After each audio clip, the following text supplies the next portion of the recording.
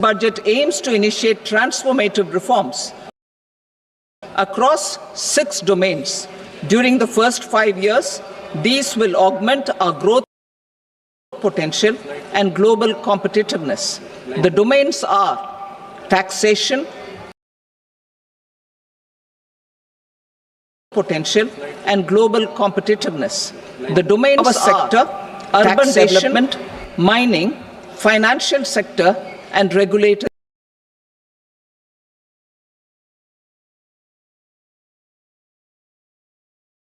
reforms. Agriculture as the first engine. Now I move to specific proposals, beginning with agriculture as the first engine.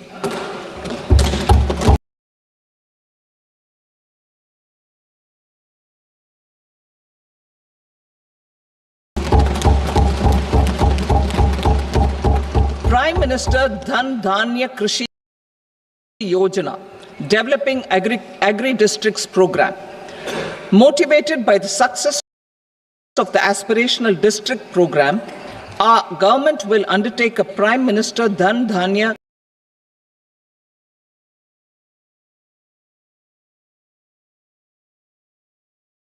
crore farmers.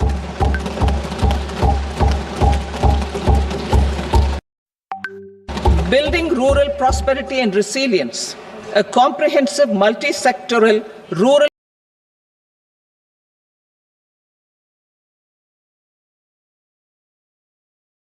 prosperity and resilience program will be launched in partnership with the states. This will address underemployment in agriculture through skilling, investment, technology, and invigorating the rural economy. The goal is to generate ample opportunities in rural areas so that migration is an option but not a necessity. The program will focus on rural women, young farmers, rural youth, marginal and small farmers, and landless families. The details are in Annexure A. Domestic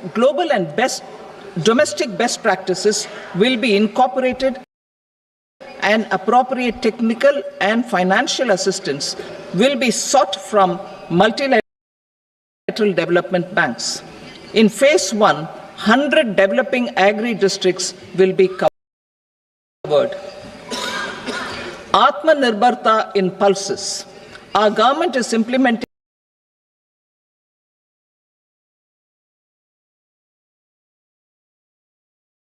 the National Mission for Edible Oilseed for achieving Atmanirbharta in edible oils.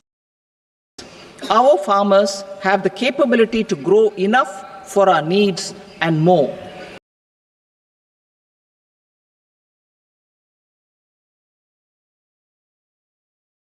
Ten years ago, we made concerted efforts and succeeded in achieving near self-sufficiency in pulses.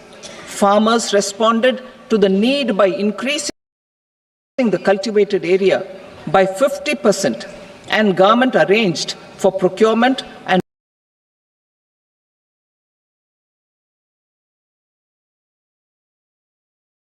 remunerative prices. Since then, with rising incomes and better affordability, our consumption of pulses has increased significantly. Our government will now launch a 6-year mission for Atmanirbharta in pulses with a special focus on Tuar, Urad and Masoor. Details are in Annexure B. Central agencies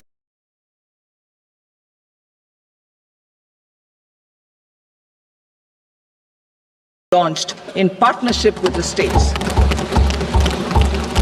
Appropriate institutional mechanisms for implementation and participation of farmer-producer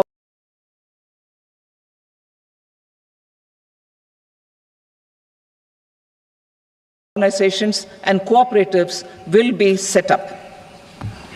Makhana Board in Bihar.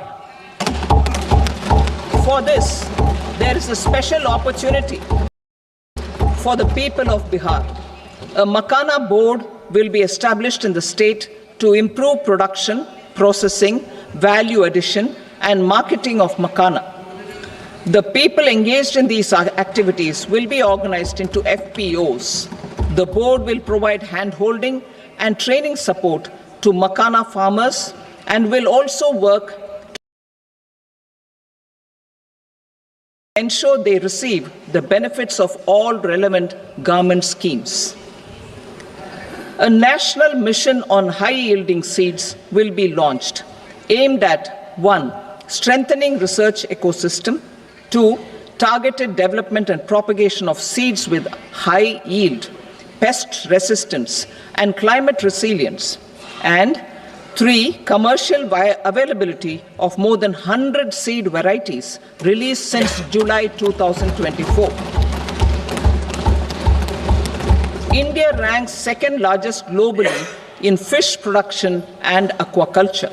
Seafood exports are valued at 60,000 crore rupees. To unlock the untapped potential of the marine sector, our government will bring in an enabling framework for sustainable harnessing of fisheries from Indian exclusive economic zone and high seas, with a special focus on the Andaman and Nicobar and Lakshadweep Islands. For the benefit of lakhs of cotton growing farmers, I am pleased to announce a mission for cotton productivity. This 5-year mission will facilitate significant improvements in productivity and sustainability of cotton farming and promote extra long staple cotton varieties. The best of science and technology support will be provided to farmers. Aligned with our integrated 5F vision for the textile sector,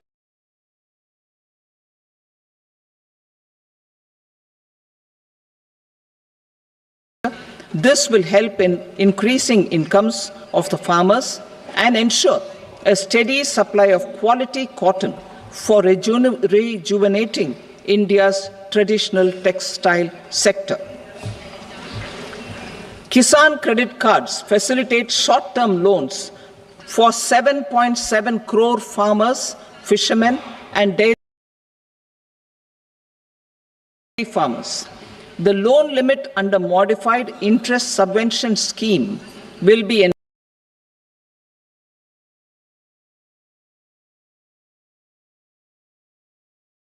enhanced from 3 lakh rupees to 5 lakh rupees for loans taken through the KCC. For Atmanirbharta in urea production, our government had reopened 3 dormant urea plants in the eastern region. To further augment urea supply,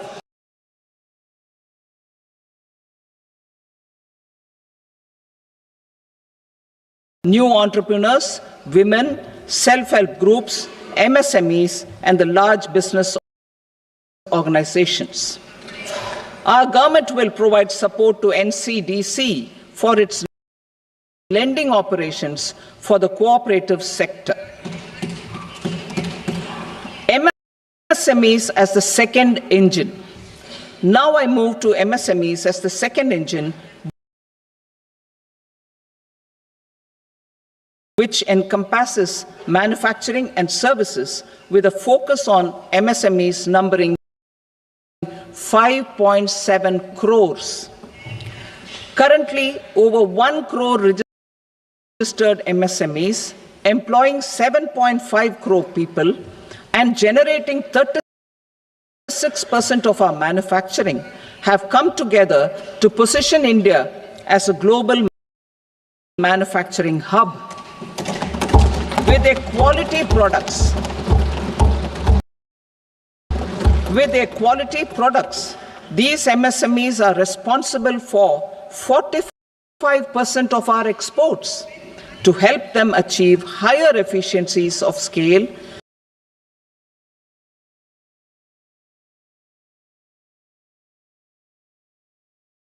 technological upgradation, and better access to capital, the investment and turnover limits for classification of all MSMEs will be enhanced to 2.5 and 2 times respectively. This will give them the confidence to grow and generate employment for our youth. The details are given in Annexure D. To improve access to credit, the credit guarantee cover will be enhanced. First, for micro and small enterprises from 5 crore to 10 crore rupees, leading to additional credit of 1.5 lakh crores in the next 5 years. Second,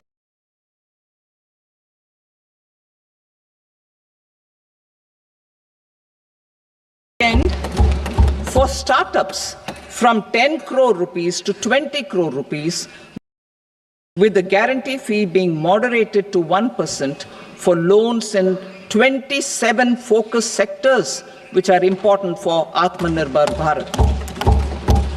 And for well-run exporter MSMEs, for term loans up to 20 crore rupees. Also for the micro enterprises, we will introduce customized credit cards with a 5 lakh rupee limit for micro enterprises registered on Udyam portal. In the first year, 10 lakh such cards will be issued. Fund of funds for startups. The Alternate Investment Fund, AIF,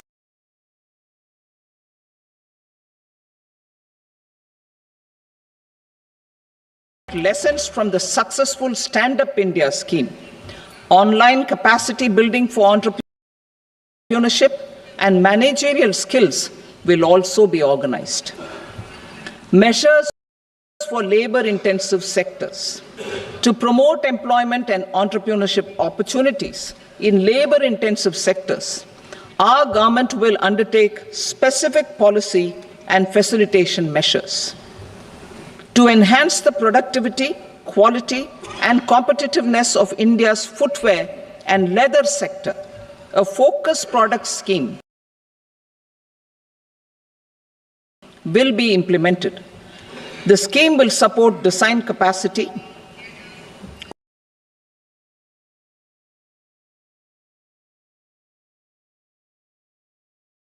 component manufacturing, and machinery required for production of non-leather quality footwear, besides the support for leather footwear and products. The scheme is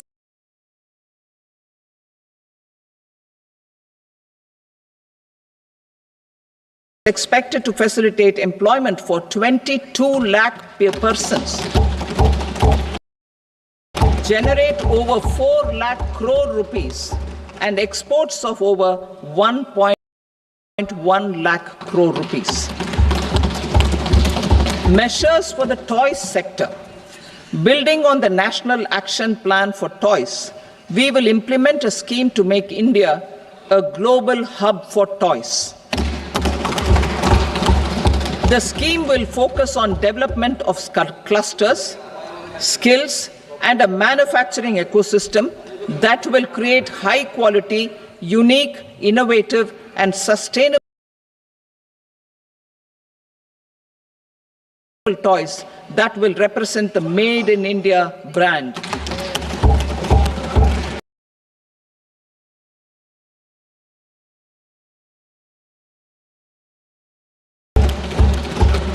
Support for food processing. In line with our commitment to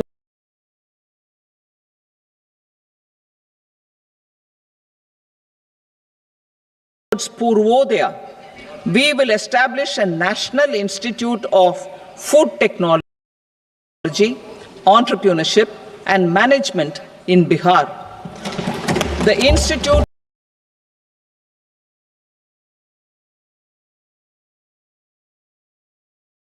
and states. Details are in Annexure E. Given our commitment to climate-friendly development, the mission will also support clean tech manufacturing. This will aim to improve domestic value addition and build our ecosystem for solar PV cells, EV batteries, motors and controllers,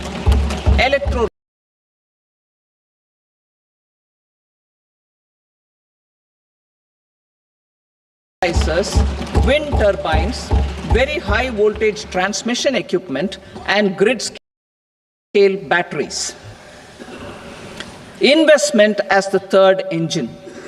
Now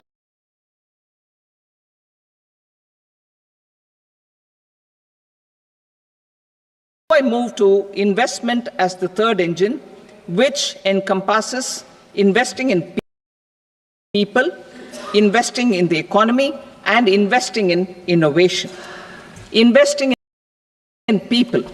Saksham Anganwadi and Poshan 2.0. Saksham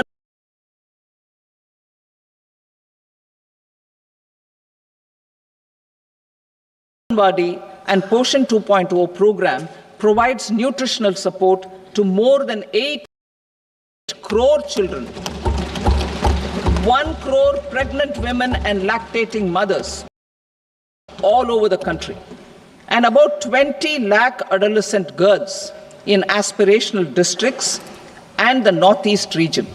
The cost norms for these nutritional support will be enhanced appropriately. Atal Tinkering Labs. 50,000 Atal Tinkering Labs will be set up in government schools in the next 5 years to cultivate the spirit of curiosity and innovation and foster a scientific temper among young minds. Broadband connectivity to government secondary schools and PHCs. Broadband connectivity will be provided to all government secondary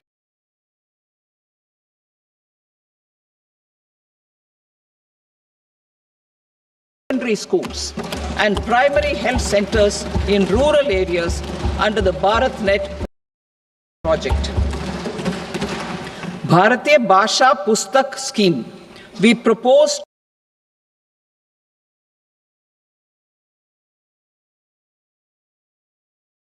certification framework and periodic reviews.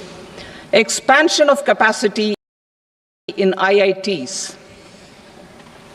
Total number of students in 23 IITs has increased 100% from 65,000 to 1.35 lakh in the past 10 years.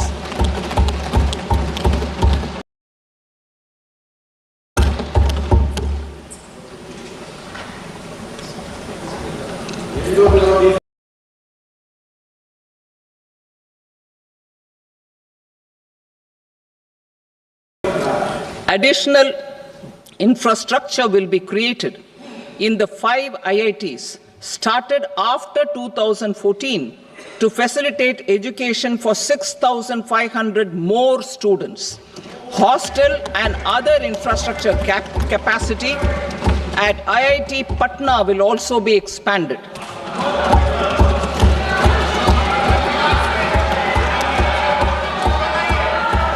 Center of Excellence.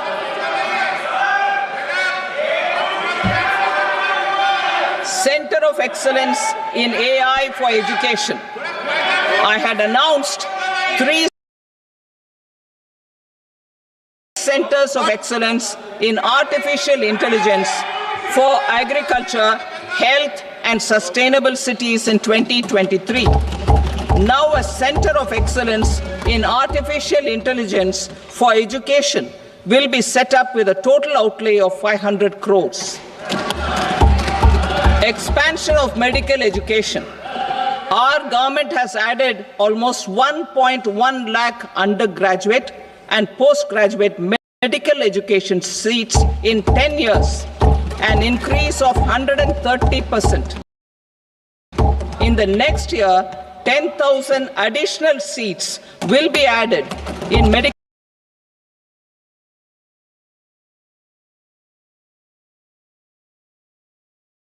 colleges and hospitals towards the goal of adding 75,000 seats in the next 5 years. Daycare and cancer centers in all district hospitals. Our government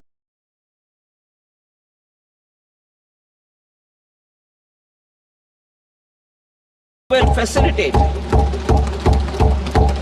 setting up of daycare cancer centers in all district hospitals in the next 3 years. 200 centers will be established in 25-26 itself.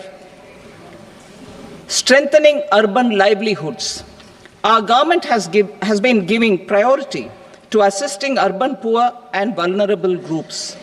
A scheme for socio-economic upliftment of urban workers will be implemented to help them improve their incomes, have sustainable livelihoods, and a better quality of life. PM Swanidhi scheme has benefited more than 68 lakh street vendors, giving them respite from high-interest informal sector loans. Building on this success, the scheme will be revamped with enhanced loans from banks, UPI-linked credit cards with 30,000 rupees limit, and capacity building support. Structure-related ministry will come up with a 3-year pipeline of projects that can be implemented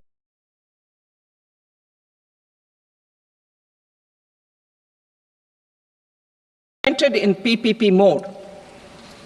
States will also be encouraged to do so and can seek support from the India Infrastructure Project Development Fund, which is a scheme to prepare PPP proposals.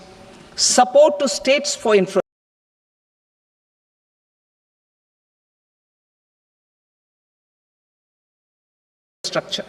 An outlay of 1.5 lakh crore is proposed for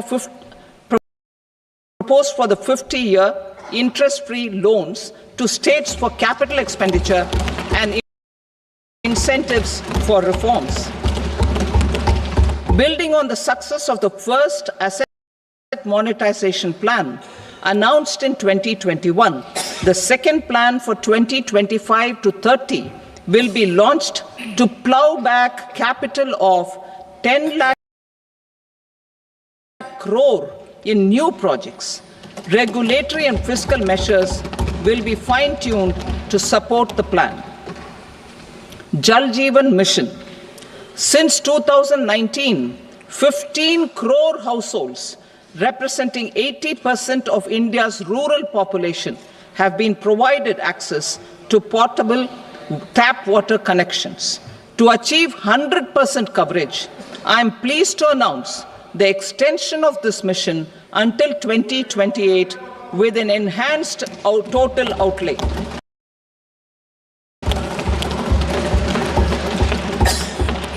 The mission's focus will be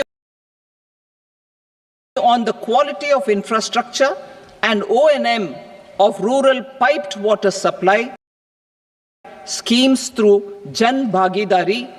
A separate MOU or separate MOUs will be signed with the states and union territories to ensure sustainability and citizen-centric water services delivery. Urban sector reforms. Building on the July budget proposals, urban sector reforms related to governance, municipal services, urban land and planning will be incentivized. Urban Challenge Fund. The government will set up an Urban Challenge Fund of 1 lakh crore rupees to implement the proposals for cities as growth hubs, creative redevelopment of cities, and for water and sanitation purposes announced in the July budget. This fund will finance up to 25% of the cost of bankable projects, with a stipulation that at least 50% of the cost is funded from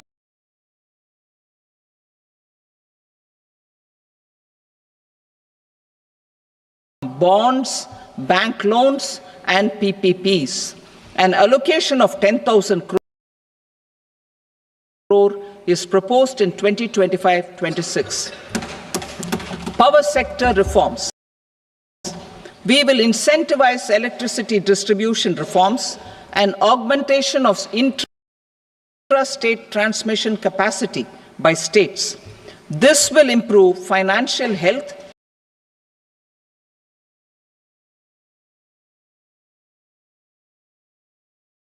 a nuclear energy mission for research and development of small modular reactors with an outlay of 20,000 crore will be set up. At least 5 indigenously developed small modular reactors will be operationalized by 2033. Shipbuilding.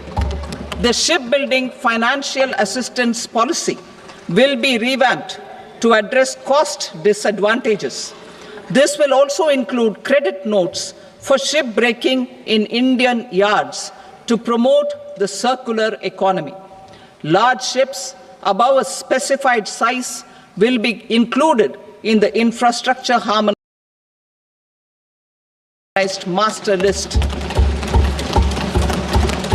Shipbuilding clusters will be facilitated to increase the range, categories, and capacity of ships. This will include additional infrastructure, facilities, skilling, and technology to develop the entire ecosystem. Maritime Development Fund. For long-term financing for the maritime industry, a Maritime Development Fund with a corpus of 25,000 crore rupees will be set up. This will be for distributed support and promoting competition. This will have up to 49% contribution by the government, and the balance will be mobilized from ports and from private sector. UDAN regional connectivity schemes. UDAN has enabled 1.5 crore middle-class people to meet their aspirations for speedier travel. The scheme has connected 88 airports, and operationalized 619 routes. Inspired by that success, a modified UDAN scheme will be launched to enhance regional connectivity to 120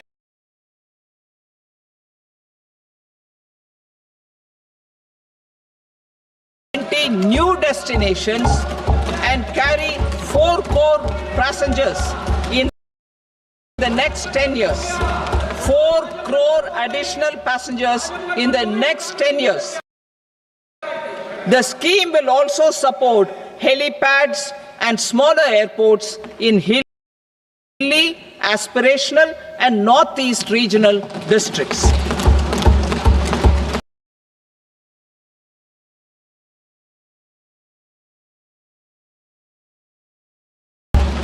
Greenfield airports will be facilitated in Bihar to meet the future needs of the state.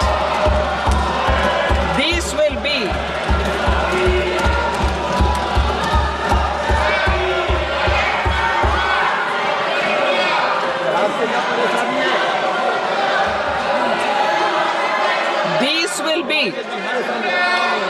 will be in addition to the expansion of the capacity of Patna Airport and a brownfield airport in Beta. Western Kosi Canal project in Mithilanchal. Financial support will be provided for the Western Kosi Canal ERM project, benefiting a large number of farmers, cultivating over 50,000 hectares of land in the Mithilanchal region of Bihar.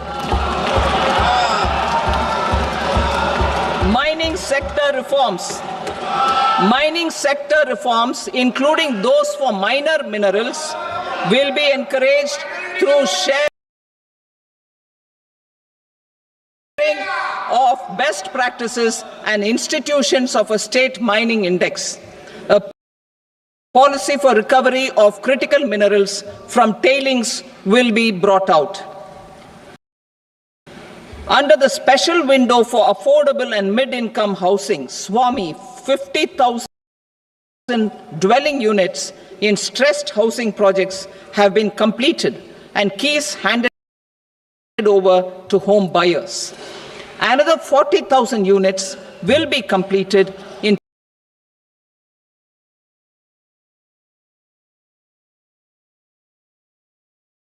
and maps from the PM Gati Shakti portal will be provided. Tourism for employment-led growth. Top 50 tourist destination sites in the country will be developed in partnership with states through a challenge mode. Land for building key infrastructure will have to be provided by the states. Hotels in these destinations will be included in the infrastructure harmonized list. The following measures will be taken for facilitating employment-led growth. Organizing intensive skill development programs for our youth, including in institutes of hospitality management. Providing mudra loans for homestays. Improving ease of travel and connectivity to tourist destinations.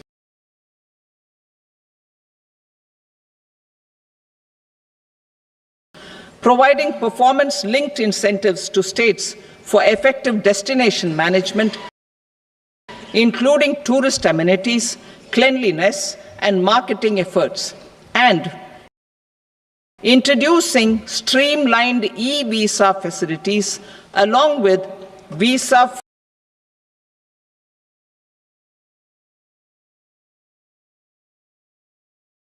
waivers for certain tourist groups.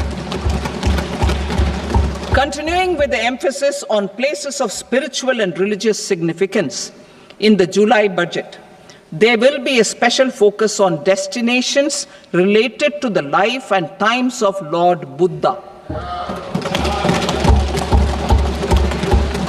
Medical tourism and heal in India. Medical tourism and heal in India will be promoted in partnership with the private sector, along with capacity building and easier visa norms. Investing in innovation. To implement private sector-driven research, development, and innovation initiatives announced in the July budget,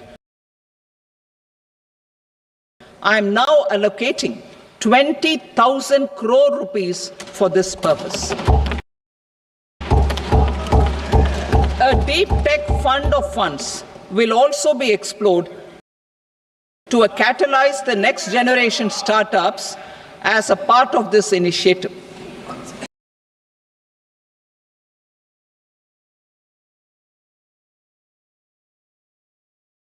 In the next 5 years, under the PM Research Fellowship Scheme, we will provide 10,000 fellowships for technological research in IITs and IISc with enhanced financial support.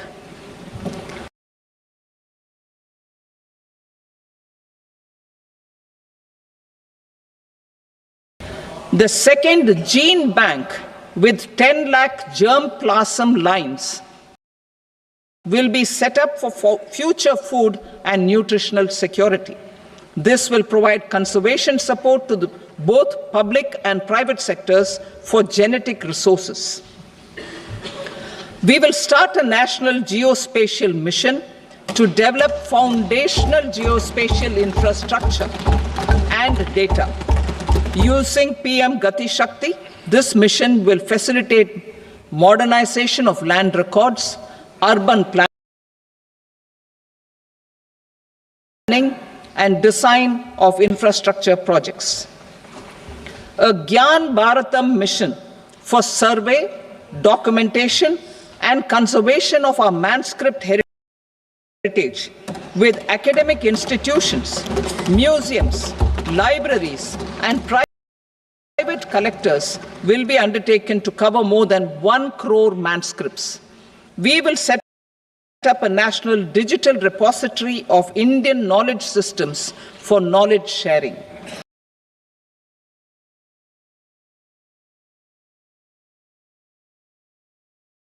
The Unified Logistics Interface Platform.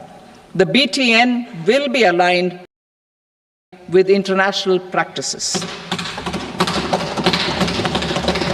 Support will be provided to develop domestic manufacturing capacities for our economy's integration with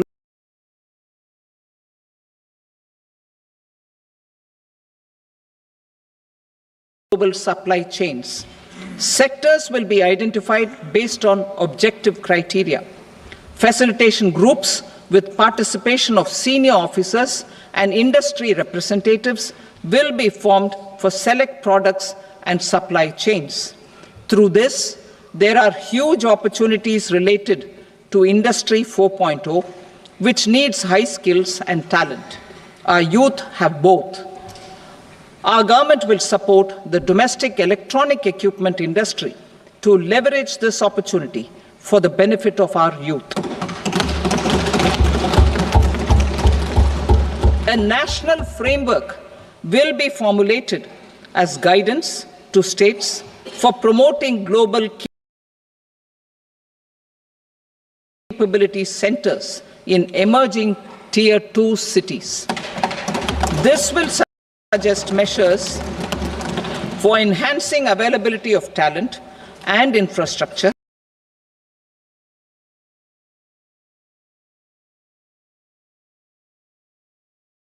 building bylaw reforms and mechanisms for collaboration with industry. Our government will facilitate upgradation of infrastructure and warehousing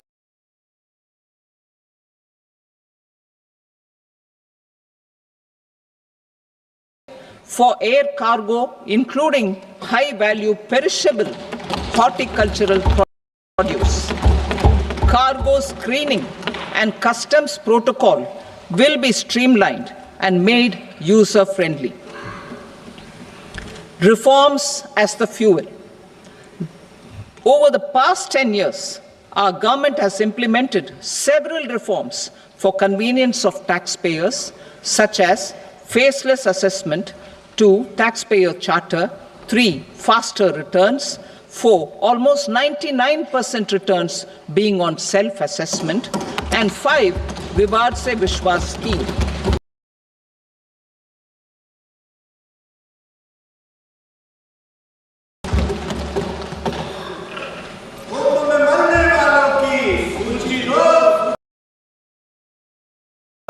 Continuing these efforts, I reaffirm the commitment of the Tax Department to trust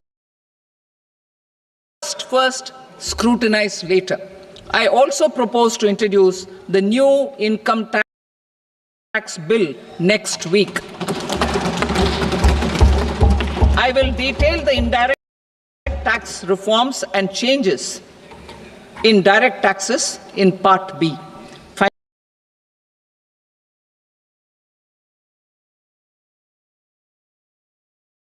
Financial sector reforms.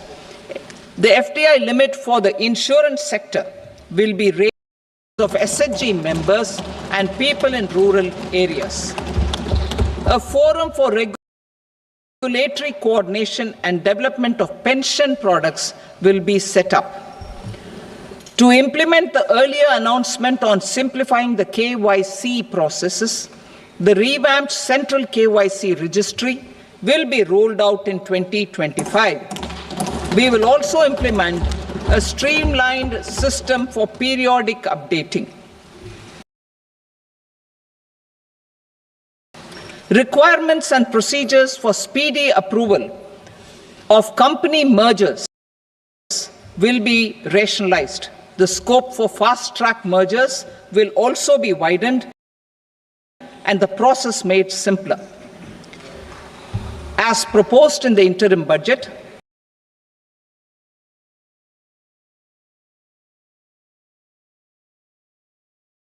we signed bilateral investment treaties with 2 countries in 2024 to encourage sustained foreign investment, and in the spirit of First Develop India, the current model BIT will be revamped and made more investor-friendly. In the last 10 years, in several aspects, including financial and non-financial, our government has demonstrated a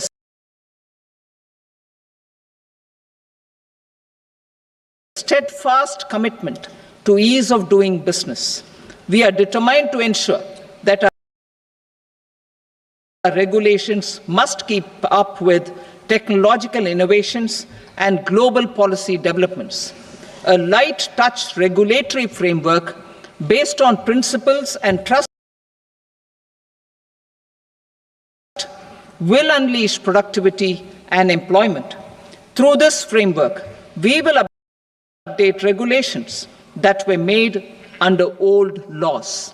To develop this modern, flexible, people-friendly, and trust-based regulatory framework appropriate for the 21st century, I propose 4 specific measures. A high-level committee for regulatory reforms will be set up for a review of all non-financial sector regulations, certifications, licenses, and permissions. The committee will be expected to make recommendations within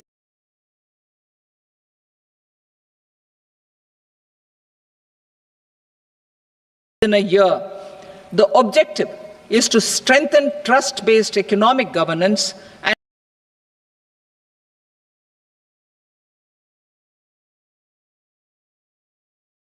take transformational measures to enhance ease of doing business, especially in matters of inspection and compliances.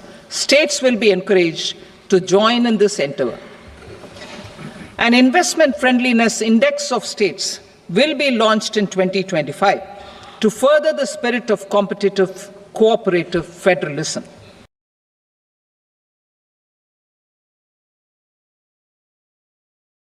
Budget, I had committed to staying the course for fiscal consolidation. Our endeavor will be to keep the fiscal deficit each year such that central government debt remains on a declining path as a percentage of the GDP. The roadmap for the next 6 years has been detailed in the FRBM statement. Revised estimates for 2024-25. The revised estimate of the total receipts other than borrowings is 31.47 lakh crore rupees, of which the net tax receipts are 25.57 lakh crore rupees. The revised estimate of the total expenditure is 47.16 lakh crore rupees, of which the capital expenditure is about 10.18 lakh crore rupees. The revised estimate of the fiscal deficit is 4.8% of the GDP. Budget estimates for 25-26. Coming to 25-26, the total receipts other than borrowings and total expenditure are estimated at 34.96 lakh crore rupees and 50.65 lakh crore rupees respectively. The net tax receipts are estimated at 28.37 lakh crore rupees. The fiscal deficit is estimated to be 4.4% of GDP. To finance the fiscal deficit, the net market borrowings from dated securities are estimated at 11.54 lakh crore. The balance financing is expected to come from small savings and other sources. The gross market borrowings are estimated at 14.82 lakh crore rupees. I will now move to Part B. Indirect taxes. My proposals relating to customs aim to rationalize tariff structure and address duty inversion. These will also support domestic manufacturing and value addition, promote exports, facilitate trade, and provide relief to common people. Rationalization of customs tariff structure for industrial goods. As a part of comprehensive review of customs rate structure announced in July 2024 budget, I propose to 1. Remove 7 tariff rates. This is over and above the 7 tariff rates removed in 23-24 budget. After this, there will be only 8 remaining tariff rates, including 0 rate. 2. Apply appropriate cess to broadly maintain effective duty incidence, except on a few items where such incidence will reduce marginally. 3. Levy not more than 1 cess or surcharge. Therefore, I propose to exempt social welfare surcharge on 82 tariff lines that are subject to a cess. I shall now take up sector-specific proposals. To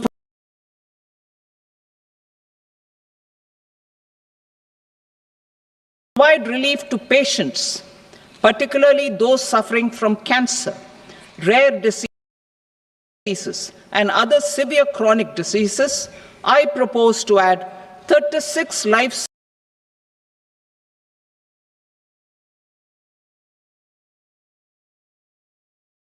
drugs and medicines to the list of medicines fully exempted from basic custom duty.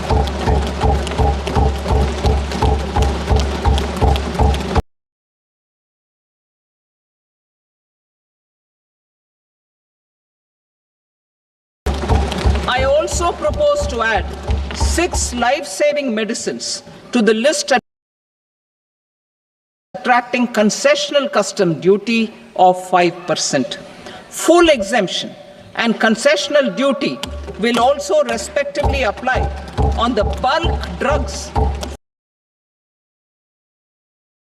for manufacture of the above. Specified drugs and medicines under patient assistance programs run by the pharmaceutical companies are fully exempt from BCD, provided the medicines are supplied free of cost to the patients. I propose to add 37 more medicines along with 13 new patient assistance programs. Support to domestic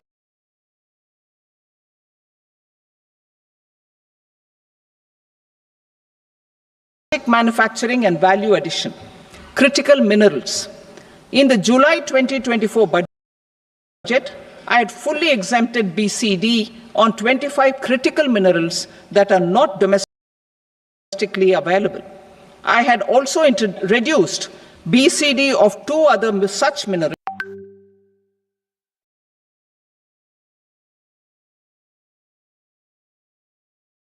I also propose to revise the BCD rate on knitted fabrics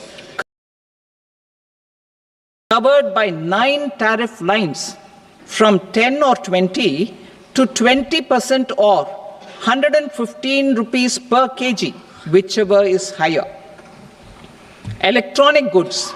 In line with our Make in India policy and to rectify inverted duty structure, I propose to increase the BCD on interactive flat panel display from 10% to 20% and reduce the BCD to 5% on open cell and other components. In 23-24 budget, for the manufacture of open cells of LCD, LED TVs, I had reduced the BCD on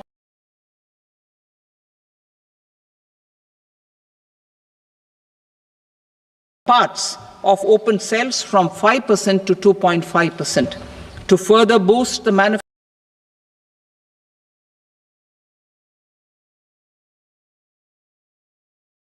of such open cells, the BCD on these parts will now stand exempted.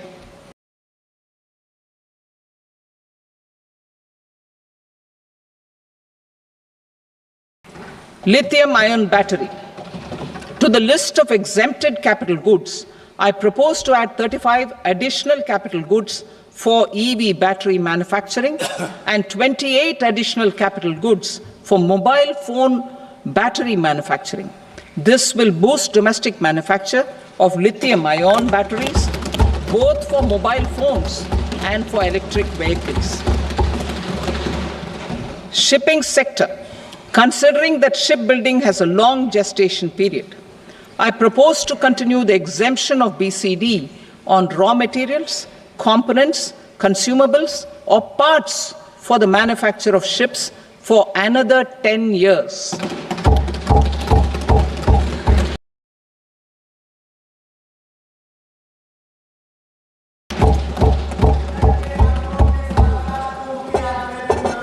I also propose the same dispensation for shipbreaking to make it more competitive. Telecommunication.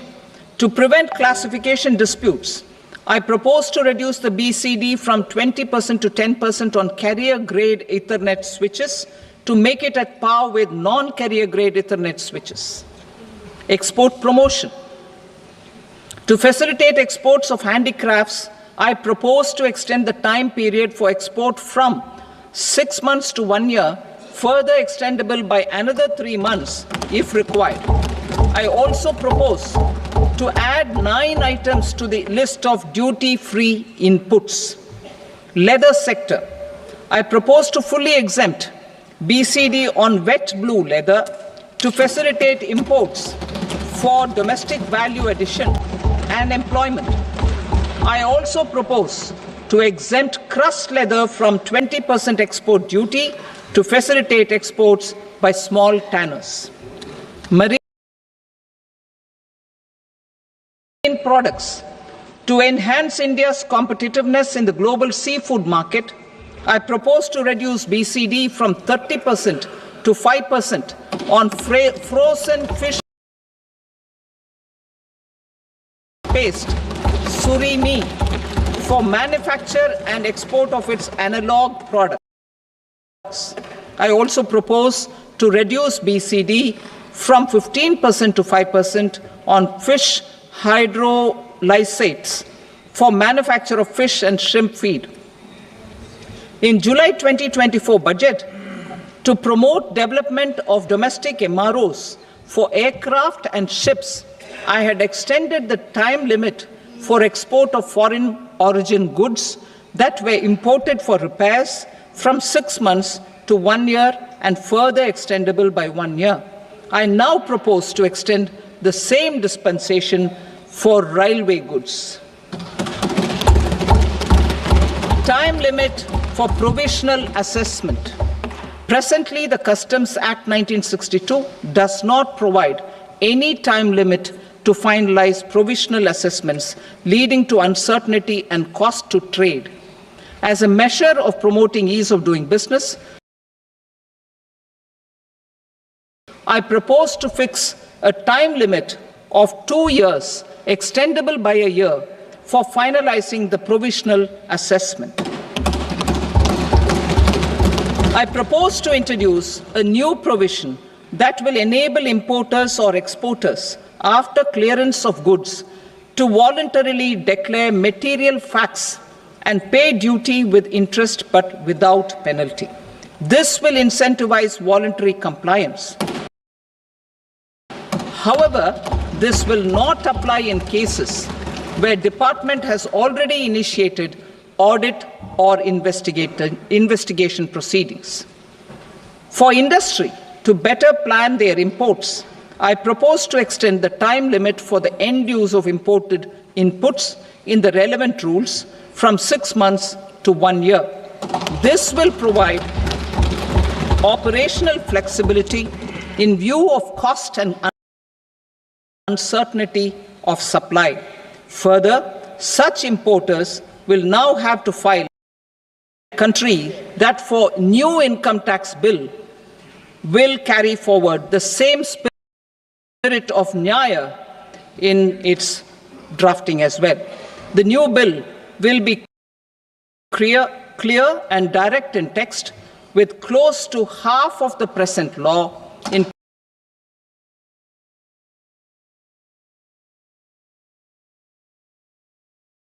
terms of both chapters and words. It will be simple to understand for taxpayers and tax administrators, leading to tax certainty and reduced litigation. Reforms, however, are not a destination. They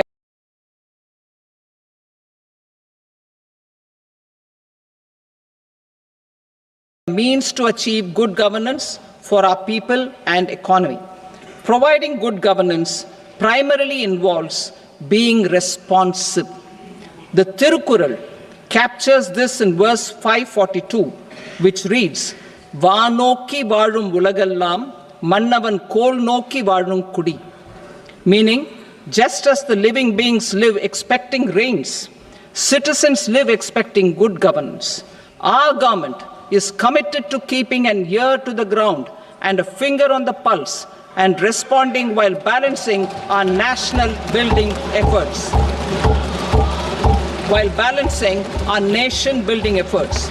The following measures will detail just how our government will, under the guidance of PM Modi, has taken steps to understand and address. I repeat that sentence, sir. The following measures will detail just how our government, under the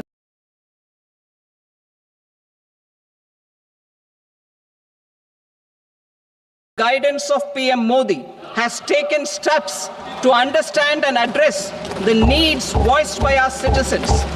My tax proposals are guided by this spirit.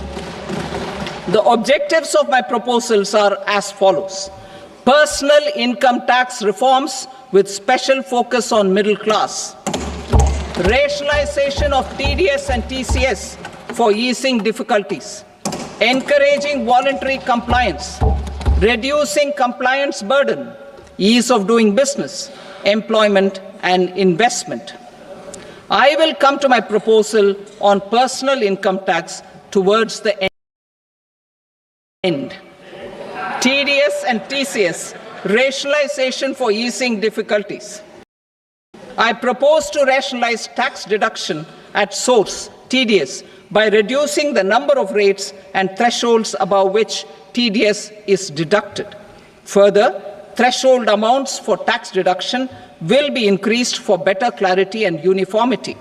The limit for tax deduction on interest for senior citizens is being doubled from the present 50,000 rupees to 1 lakh rupees. Similarly, the annual limit of 2.40 lakh rupees for TDS on rent is being increased to 6 lakh rupees. This will reduce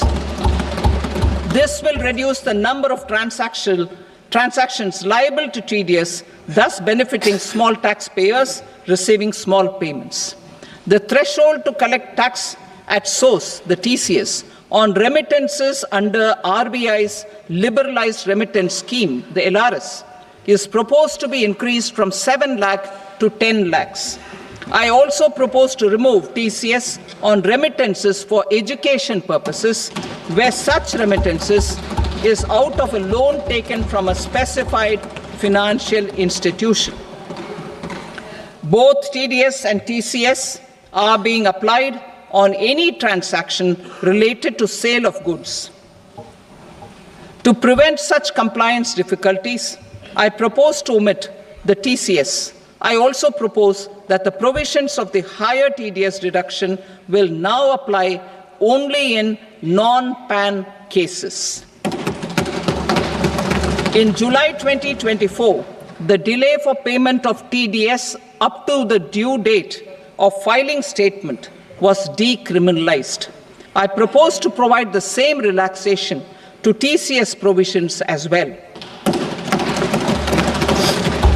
The government under the leadership of Prime Minister Modi believes in Sabka Saath, Sabka Vikas, Sabka Vishwas, and Sabka Prayas.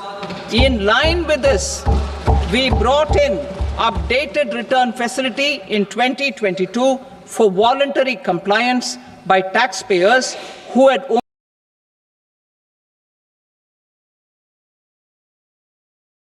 omitted to report their correct income. Our trust in taxpayers was proved right. Nearly 90 lakh taxpayers voluntarily updated their incomes by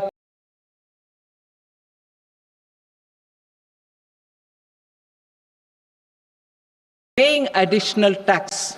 Taking this trust further, I now propose to extend the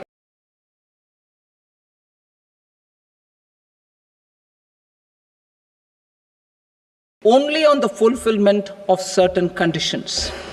Considering the difficulties faced by taxpayers, it is proposed to allow the benefit of 2 such self-occupied properties without any condition. To streamline the process of transfer pricing and to provide an alternative to yearly examination, I propose to introduce a scheme for determining arm's length price of international transaction for a block period of 3 years. This will be in line with global best practices. With a view to reduce litigation and provide certainty in international taxation, the scope of safe harbor rules is being expanded. A number of senior and very senior citizens have very old national savings scheme accounts. As interest is no longer payable on such accounts, I propose to exempt withdrawals made from NSS by individuals on or after 29th August 2024. I am also proposing to allow similar treatment to NPS Vatsalya accounts as is available to normal NPS accounts subject to overall limits. In my speech in July 2024, I had promised that all processes, including giving effect to appellate orders, shall be digitalized and made paperless over the next 2 years. So I'm happy to announce that digitalization is being made operational now. In July 2024, we brought in the Vivad Se Vishwas scheme to resolve income tax disputes pending in appeal. The scheme has received a great response, with nearly 33,000 taxpayers having availed of the scheme to settle their disputes. I have a few proposals to promote investment and employment. It is proposed to provide a presumptive taxation regime for non-residents who provide services to a resident company that is establishing or operating an electronics manufacturing facility. I further propose to introduce a safe harbor for tax certainty for non-residents who store components for supply to specified electronics manufacturing units. Presently, the tonnage tax scheme is available only to sea-going ships. The benefits of existing tonnage tax scheme are proposed to be extended to inland vessels registered under the Indian Vessels Act 2021 to promote inland water transport in the country. Extension for incorporation of startups. We continue to support the Indian startup ecosystem. I propose to extend the period of incorporation by 5 years to allow the benefit available to startups which are incorporated before 1/4/2030.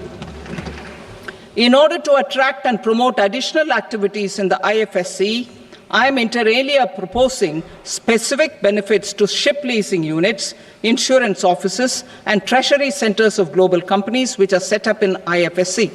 Further, to claim benefits, the cutoff date for commencement in IFSC has also been extended by 5 years to 31/3/2030. Category 1 and Category 2 AIFs are undertaking investments in infrastructure and other such sectors. I propose to provide certainty of taxation to these entities on the gains from securities, to promote funding from sovereign wealth funds and pension funds to the infrastructure sector. I propose to extend the date of making an investment by 5 more years up to 31st March 2030.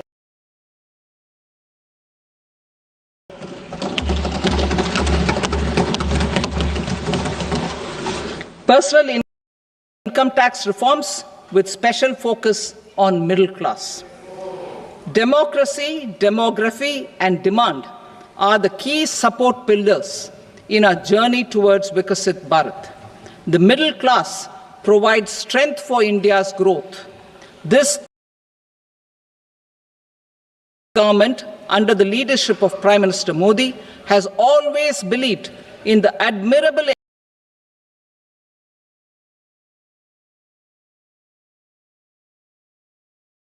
energy and ability of the middle class in nation building. In recognition of their contribution, in recognition of the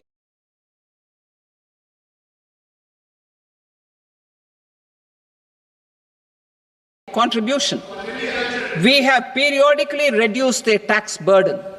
Right after 2014, the nil tax slab was raised to 2.5 lakhs of rupees, which was further raised to 5 lakh rupees in 2019 and to 7 lakh rupees in 2023. This is reflective of our government's trust on the middle class taxpayers. I am now happy to announce that there will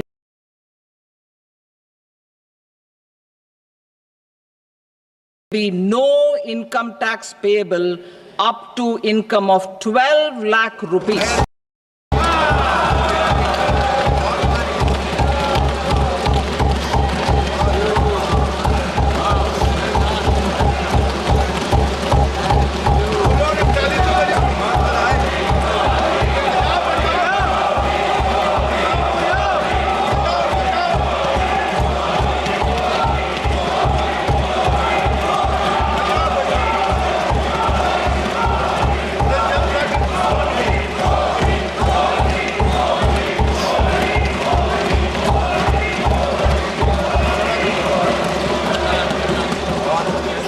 So, average income of 1 lakh per month,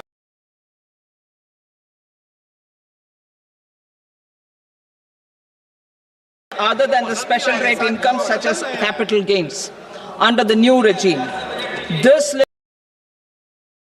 limit will be 12.75 lakh for salaried taxpayers due to the standard deduction of 75,000. Slabs and rates 30%. To taxpayers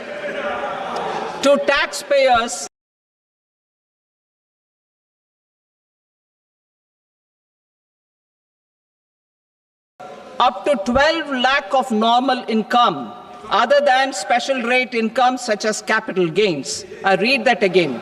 To taxpayers up to 12 lakh of income other than special rate income such as capital gains, tax rebate is being provided in addition to the benefit due to slab rate reduction in such a manner that there is no tax payable by them. The total tax benefit of slab rate changes and rebate at different income levels can be illustrated with a few examples.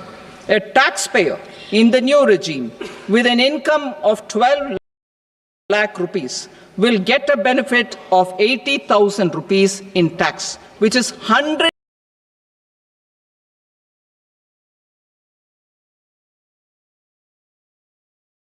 of tax payable as per the existing rates.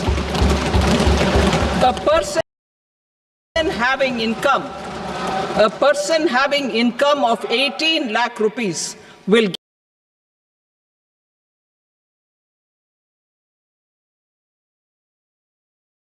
get a benefit of 70,000 rupees in tax, that is 30% of tax payable as per existing rates.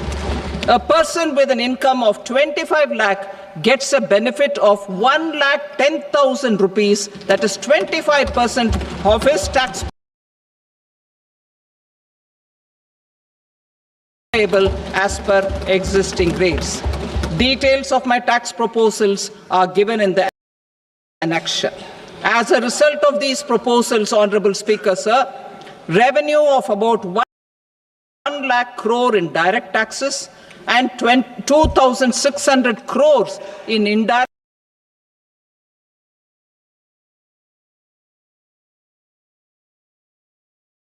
taxes will be foregone. Mr. Speaker, sir, with this, I commend the budget to this august House.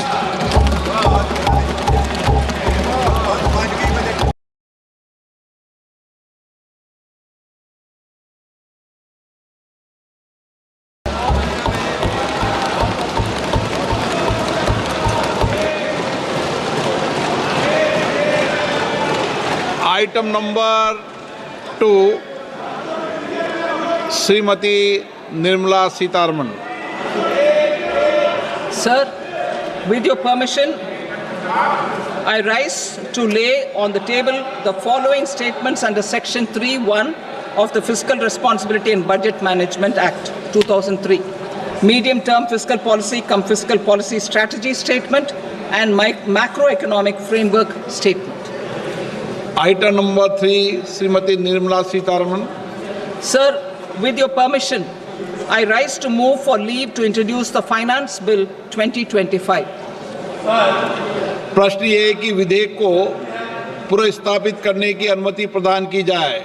जो सदस्य इसके पक्ष में हाँ कहें, जो सदस्य विरोध में ना कहें। मेरे विचार में निर्णय हाँ वालों के पक्ष में हुआ, हाँ वालों के पक्ष में अनुमति प्रदान की जाती है। माननीय मंत्री जी अब विधेयक को पुनर्स्थापित करें। Sir, I introduce the bill. Thank you. सभा की कार्रवाई सोमवार दिनांक